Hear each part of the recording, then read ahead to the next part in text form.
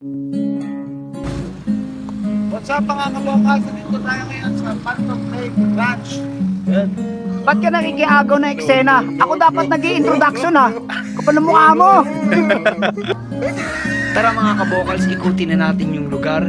Siyempre, kasama ang nag-iisa nating tour guide na si Mark. Let's go! Ako nga Sige. pala si Mark, ang tour guide dito sa Phantom Lake.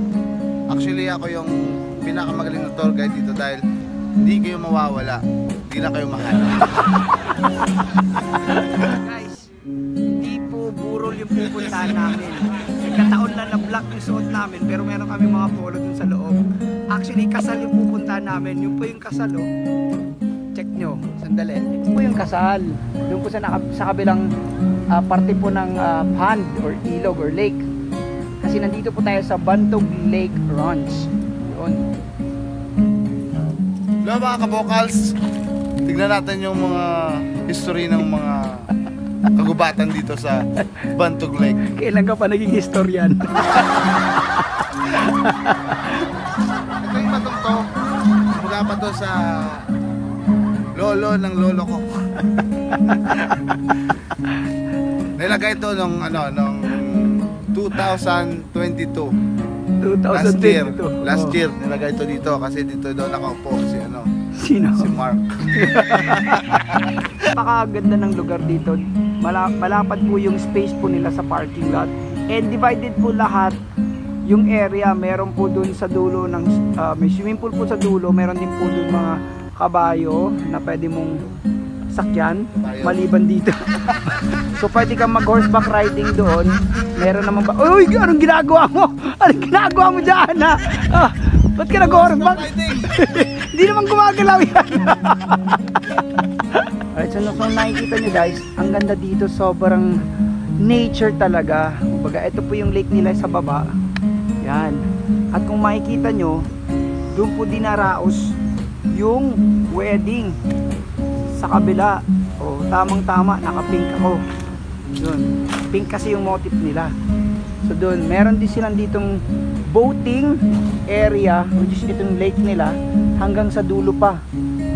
And pwede din kayong magkabayo doon. Meron silang horseback riding doon sa dulo. Hoy! Anong ginagawa mo dyan? Tinignan ko, paano ba malalaman kung babae o lalaking kabayo? Gago! Paano ba? Babae ba yun? Lalaki? Hindi ko alam eh, walang butas eh. Walang kasarian. Auto mo Mark, yung pala nandito lang nakagarahe. Hello guys, lalapitan natin si Mark. Check natin kung matalino talaga to.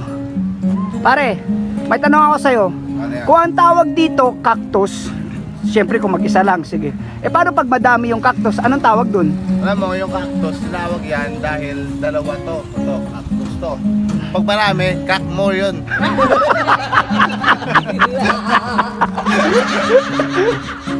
Chance mo na yun Mark, kumuha ka na. Habang wala pang tao, bilis. Naiya ka tuloy. Di ba gawain mo yan? Di ba gawain mo yan? Papasok tayo dito. Ito naman yung pool area nila. Yun. Tingnan natin yung mga rules and regulation ito nila. Ito palang nawawala kong shirt to. Yun. Yan. Sige nga, basahin mo nga Mark. Ano nakalagay dyan? Oh, basahin mo nga. English yan. Sige. Sige na. Sige na, basahin mo nga. Oh, ano nakalagay dyan? Ito, please wear proper swimming attire. Bating suit. Bating suit. Ano po? Bating suit lang. Tapos? Swimming trunks yun. Si Trunks sa Dragon Ball yun. Tapos, sige sa? Tapos, buard shorts. Tsaka rash Kung guard. anong meaning ng rash guard? Oh. Rush guard ano yun? Yung guard na nagmamadali. Yung rush na yung rush guard. Papunta na kami sa mga relatives ni Mark.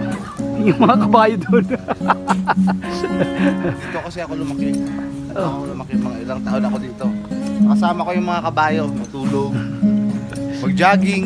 Kasama kami mag-jogging. Everyday kami nag-jogging. Guys, so wag na kayo magtaka ha. Kung yung kabokal siya na lang lahat ha. Kasi yung story nito is nakapokus sa kanya. Ako nga pala si Kabokalus.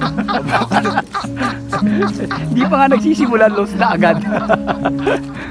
Pag nagkakabayo kayo, mga cowboy ang tawag doon, di ba? So meron silang mga sinasabi sa kabayo na pag tumigil. Paano pag umabante? Paano ba sinasabi sa kabayo yan? Command. Paano yan? Ganun ba yun? Hindi, may command yun eh. Ano yan? Anong command? Hook! Hook? Gusto yun yung walk na yan. Walk. Walk. Paano naman pag tumakbo? Run! Run? Paano pag tumigil? Ano yan? Break! Alright guys, so it's time for the setup. So, papasok na tayo sa reception area ng wedding. Let's go!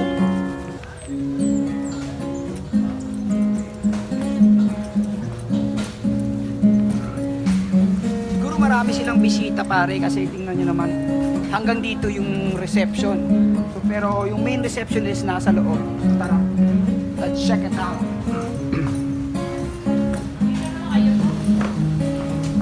Guys, meron pala tayong mga kasama dito ng mga musikero din. So tara, check it natin. Kausapin natin. Sarap na rin dito. Dami na mga pagkain pare.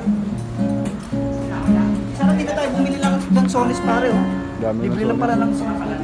Mamaya, may supot pa ako dun. Tanungin natin. Tanungin natin yung tropa natin. Hi sir, si Lance po ng Kabokal TV. Hi. Ito po yung isa sa kasamahan namin dito na tutugtog sa wedding. Ano ang pangalan nyo sir? DJ Brando po. DJ Brando yun. Di siya DJ lang ha. Meron siyang, may hawak siya kaninang instruments. Play din po kayo dun? Kwan yun, yung tambutso ng motor ko. Tambutso ng motor niya. Open pipe ata yan, open pipe. Open pipe. Open pipe. Patay ka, eto. Imagine niyo yung tambutso ng motor niya. Ito yun. Kung may tunog yung tambutso ng motor nila na binabawal sa mga kalye, eto, check natin kung anong tunog ng motor, ng tambutso ng motor niya. Sige nga. Pinagbabawal ito tuwing gabi. Pwede mo mga sampulan? Kahit ko konti lang, pwede mo sampulan. Sige. Ano yung sasample? Yung pinagbabawal na lang, Kwan? Yung pinagbabawal na Bawal lag ang motor.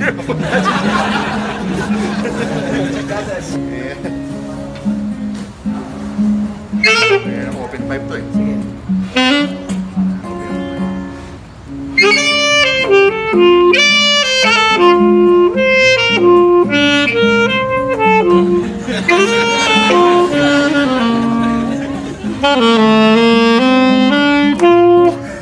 Ang galing! May naalala ako bigla. Ang galing, grabe. So guys, Parang gusto kong pumili. eto yung tambutso niya ha. So huwag nyo ikabit to sa motor kasi baka biglang mag-sexy moves yung motor nyo. Napakadelikado, baka may slide kayo. Tanungin natin kung anong pangalan ng wedding organizer company nila. Ano nga pangalan natin? Happy Cheer. Happy Cheer kasi nga Happy. Sound system po dito sa wedding ay ang 3R Pro Audio and Lights. Siyempre, sila po yung magpapaliwanag ng buong venue. Ito po yung representative nila, ang pugiin nating Sound and Lights Tech. Yun, kinakausap po ng walang kwentang taong to. Ito po yung nag-iisang mastermind ng lahat ng mga program ng Happy Cheer. Ang nag-iisa at one and only nagmamay-ari ng puso ng husband niya ay si Miss Him. Pero take note, Him ang pangalan pero hindi her ha, Him. Happy Cheers guys kung gusto niyo sa mga wedding organization. Welcome to my guys. Yan. Right, so paano ba yan mga kabokals? Magre-ready na kami ni Mark kasi tutugtog na kami while they're taking their dinner. So maraming salamat po sa Happy Cheers sa pag-imbita po sa amin dito sa wedding and sa mga client din po namin. And laging tandaan, isa lang masasabi ko, boses ang puhunan para magkalaman ng tiyan. This is your kabokal saying bye-bye!